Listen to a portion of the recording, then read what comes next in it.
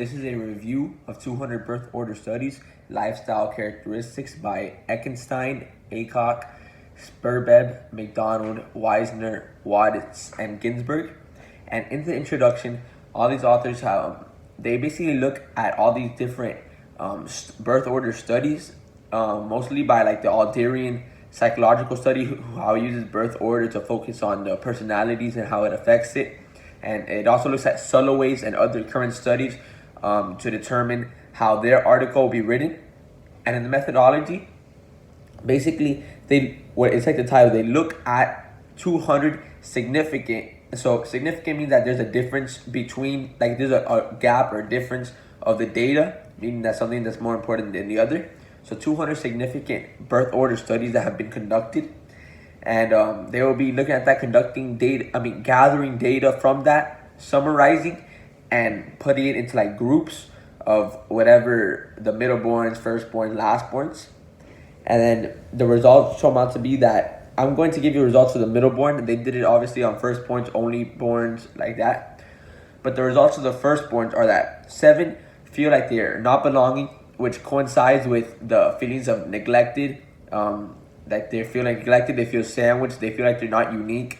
All that goes hand in hand. That's why 7 articles out of these 200 talk about that. 5 feel that these middleborns are sociable, which could be understood how they could talk mostly with like their friend because they grew up not talking to their parents a lot, so that maybe they got good at talking to their friends, as other articles have also proved that they turn to their friends more often for emotional support. 4 articles said that middleborns are least likely to act out in the family.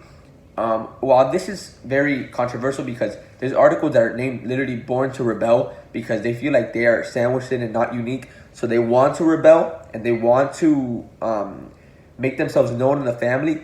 But these articles that this article has given show that they are not rebelling. That means that they feel like, even though they're sandwiched in, they feel like that they're supposed to stay there because that's their position and the role in the family.